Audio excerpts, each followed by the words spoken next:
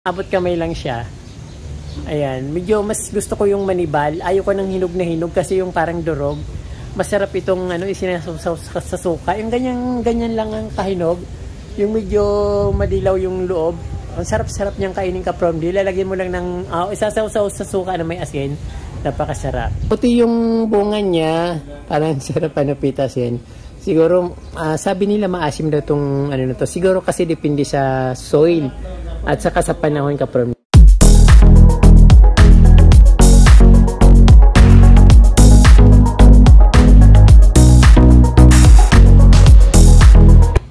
Magandang araw sa inyo mga ka-PROMD. Hindi ko nasabi sa inyo na nandito ako sa Manila dahil hinatid ko yung friend ko kasi naka-schedule siya for vaccine para sa COVID. So ngayon, syempre hindi siya pwedeng umalis nang walang kasama kaya sinamahan ko siya.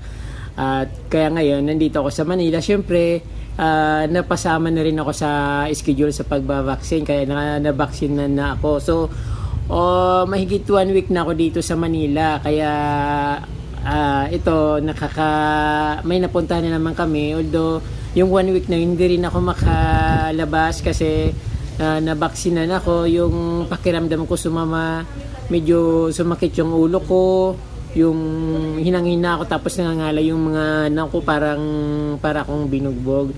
Tapos yung, siyempre may hika ako, napapagod pa rin ako. Pero okay na ka-PROMD, magaling na ako. Saka okay na, nakalabas na kami ng bahay. So ngayon ka-PROMD, nandito na naman ako sa isang exclusive subdivision dito sa Quezon City. Sabi nung may-ari, hindi ko na rin babanggitin kung nasaan yung lugar ito. Pero ito, siyempre, susunod lang sa may basta nasa exclusive subdivision. So ang nandito ka-PROMD, papakita ko yung mini farm niya. Meron silang ubas o grapes. Siyempre may mga halaman dito sa paligid kung nakikita nyo sa likod ko. Siyempre ka-PROMD, magsha-shoutout ulit ako kasi medyo matagal na akong hindi naka-shoutout. Pero yung mga nauna muna kasi medyo natambak na ka-PROMD. Isang linggo akong dapat mag-shoutout ako, kaya lang nandito na ako sa Manila, so hindi rin na makapag-video dahil bukod sa hinihika ako, masama rin yung pakiramdam ko dahil sa vaccine, yung ka-PROMD. So yun lang naman ang dito. Makikita dito konti lang naman, pero maganda to ka-PROMD. Hindi ko na pala kayo na-invite. Sana mag-subscribe din kayo muna sa aking channel ka-PROMD at don't forget to touch the notification bell para updated po kayo sa aking mga videos. So ngayon ka-PROMD, bago ako mag-shoutout, ipapakita ko muna yung mga halaman na nandito. Siyempre yung farm nila na medyo may maliit na namumunga na yung grapes, ubas, kumbaga. Tapos maganda yung scenery dito ka-PROMD kasi nasa ilalim ako ng mga puno, then napapaligiran ng mga halaman. Hindi naman siya mga rare pero magaganda naman siya, kaya lang syempre yung pag ganitong lugar nakaka-refresh, nakaka-relax ba, ayun ka-PROMD. Kaya ito ka-PROMD, ito yung mga halaman na papakita ka sa inyo. At syempre huwag nyo kakalimutan, magsha-shoutout ako. Ito yung ka-PROMD, yung dito sinira dito mga makikita. Sasabihin ko na sa inyo, sobrang init dito sa Manila ngayon. Ibang-iba yung panahon dito sa Manila. Talagang yung yung hangin niya parang malagkit na mainit. Parang lumalabas sa blower na pangpatoy ng buhok ba. Ayun. So, magandang scenery dito ka-PROMD. Kaya ako pinapakita sa inyo kasi kahit nandito sa Manila, mayroon mga lugar dito na nakaka-refresh. Ayan. Kung nakikita nyo yung mga paligid niya, puro kahoy.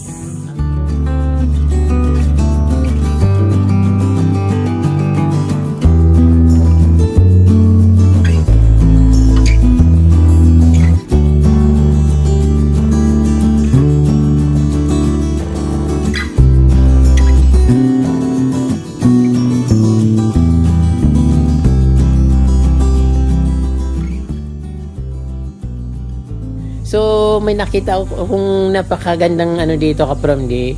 anong tawag dito, yung bird nest. Sobrang laki ng bird nest na ito ka-promdi. Kung titingnan nyo, ibang-iba yung dahon niya kasi napakalaki.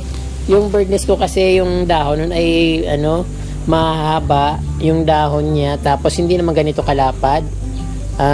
Maganda yung, mas maganda ito kasi parang ang dating niya yung parang yung melaluni yung dahon niya kasi ang lalapad niya, ang laki. Ayan. Tapos siyempre marami naman dito iba't ibang halaman ka-promdi, at siyempre ayan, nasa ilalim ako ng mga duhat ka-promdi. Ayun, naapakan ko, ang daming nahuhulog. So pwede naman siguro kumuha dito ng duhat, naghihinugan na So actually yung parang hindi ako masyadong sa duhat na ito, pero masarap yan ka-promdi. Ayan. Ang ginagawa namin dito kapag kumakain kami ng mga duhat ay nilalagay namin sa Tupperware, tapos nilalagyan ng asin or asukal, tapos saka alug-alugin yung loob. Yun yung para maging masarap yung pagkain ng duhat. Dito kasi hindi ko alam kung anong klaseng paraan nila kung paano kinakain yung duhat dito sa Manila. Ay, napakaraming bunga. Siyempre napakaaliwalas ng lugar dito ka-promdi dahil vacant lot ito sa kapatid ng kaibigan ko.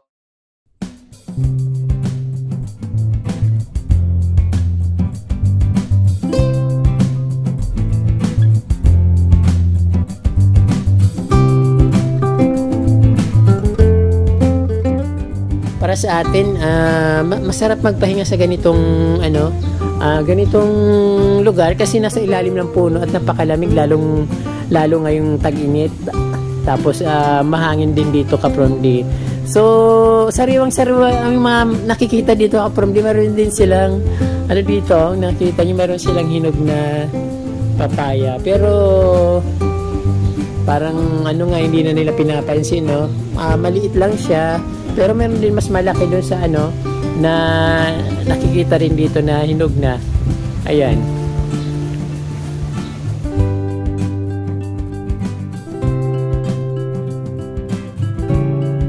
Pili ko nga siyang abutin madali lang, abot kamay lang siya.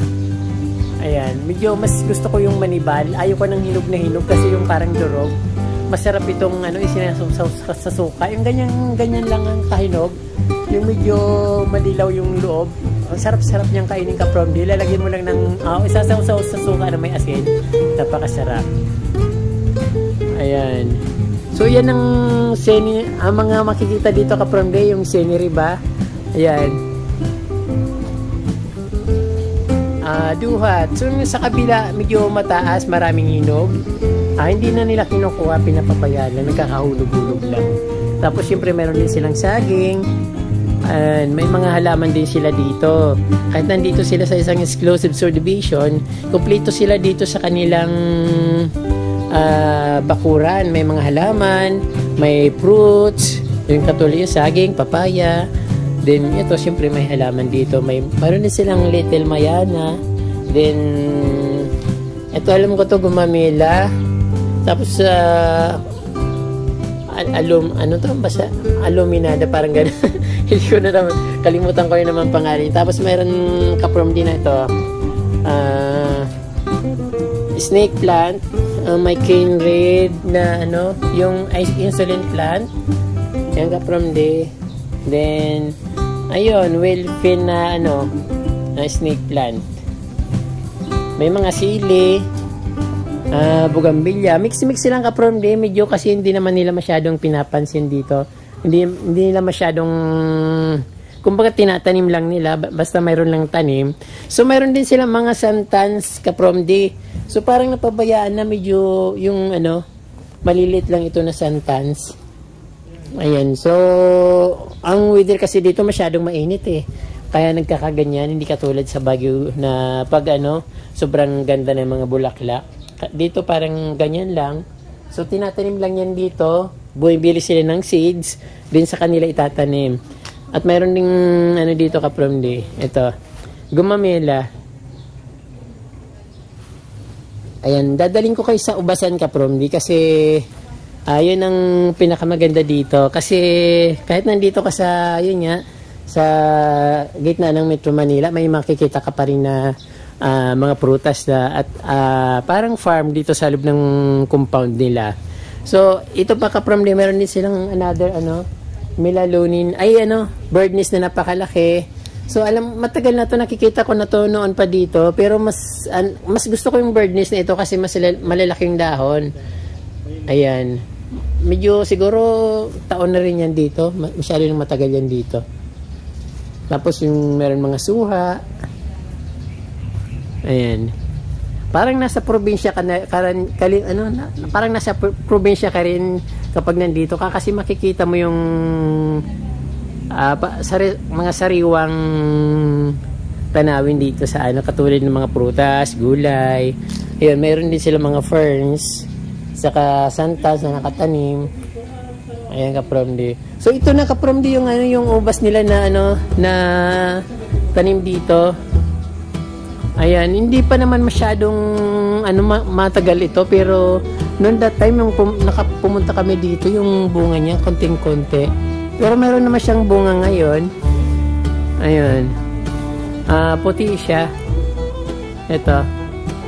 Puti yung bunga niya. Parang sarap napitasin. Siguro, sabi nila maasim daw itong to. Siguro kasi depende sa soil. At saka sa panahon kapromdi. Siyempre siguro pag medyo maganda yung panahon, maganda rin yung lasa nung masarap din yung lasa nung pero alam ko mas pabor yung yung grapes sa mainit na lugar. Na hindi naman ganitong kasing init dito sa Metro Manila na talagang yung papawisan ka kahit wala kang ginagawa. Bigla nilang tutulo pawis mo dahil sa init. Ito kapromdi, may mga bunga naman siya. Kaya lang hindi naman ganun kalaki yung mga bunga niya, maliliit lang din. Dahil siguro, yun na nga, dahil sa weather condition sa Manila. Pero kapromdi, malago yung niya, ubas. Malago yung katawan niya. Ito nga nasa maganda yung mga dahon niya, kaya lang maliliit lang yung pagkabungan niya. Siyempre kapromdi, may mga ferns dito sa paligid. Dito sa paligid-ligid ng kanilang farm. Mini grapes farm. Ayan.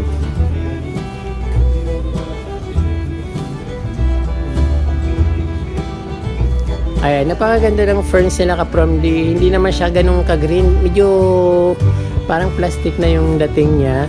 Kasi parang medyo light green. Pero mas gusto ko yung ganitong kulay kasi maliwanag. Yung green na green kasi mas parang madilim siya. Ayan.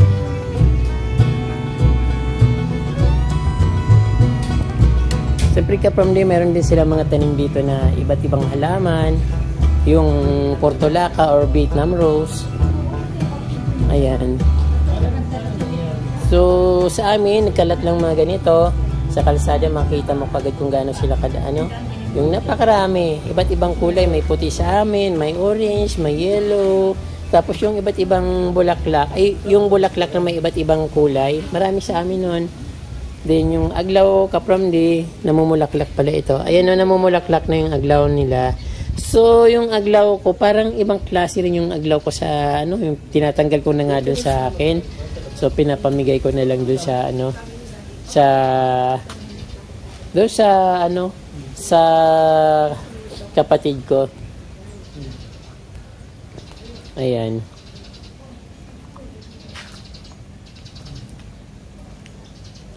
Ang dami niya aglawmina or aglumina. Ayan. Tapos may ferns dito na mamahalin kapromdi, yung malalaking ferns. Pero alam ko mahal itong nabibili sa mga pamilyahan dyan. Sa mga bilihan ng halaman, alam ko mahal ito. Pero yun, maganda kasi yung dahon niya, ang haba-haba. Ayan, parang siguro mas pag itinayo ito, mas mataas pa sa akin. Kaya mas maganda yung ferns na ganito. Dapat panghanging talaga siya. Pag mas maganda kung mas malago kasi parang ayun. Siyempre sa halaman mas maganda tingnan yung mga lush kaysa mga parang payat.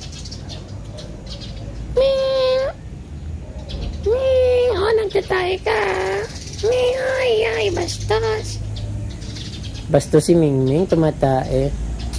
At to ka-from di, maganda rin yung mga ano dito, mga pagkatubo ng first kasi nasa ilalim siya ng mga fruits. Yung mga puno nila dito, prutas ka-from di. Ayan, kung nakikita nyo, napakaganda.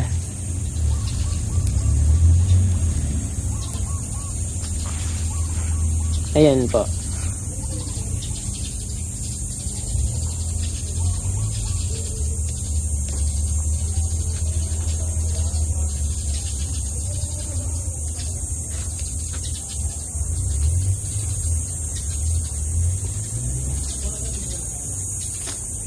Ayan po mga ka-Promdi, inyong pong nakita yung simpleng farm dito sa loob ng isang exclusive subdivision.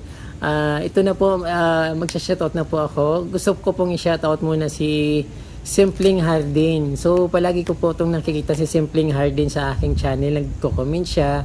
So alam ko vlogger po siya, saka pinapanood ko rin yung mga vlogs niya, mga mayanan niya, nakikita ko po yung mga halaman niya. So hindi niya sinabi na i-shoutout ko siya. Since nakikita ko siya palagi na todo effort naman siya sa kanyang vlog, kaya gusto ko siyang i-shout out. Mga ka-Promdi, magandang mga pinapakita ni Simpleng Hardin sa kanyang vlogs, mga halaman.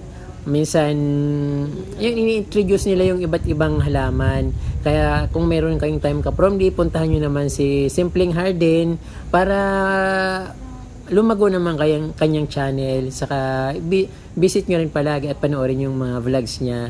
Saka mag-subscribe rin kayo mga ka-Promdi kasi marami rin kayong makakong idea kay Simpleng Hardin. Marami pong salamat. At shoutout din po kay Ma'am Ophelia Moldon, Janet Ramos, dalagang medyo magayon. Medyo magayon talaga. Saka kay Dennis Banyes. Shoutout din po kay Miss or kay Ma'am Asbiti Daria, Edita Sid Salazar, My Dream Life. Shoutout po Maricel Parides, Mercy at Dining Palapal, Prissy Madayag, Lynn Clemente and Risty Fajardo. Ayan po, shoutout po sa inyo. Taga Bohol yata ito. Saka kay Lini Velasquez po, shoutout po.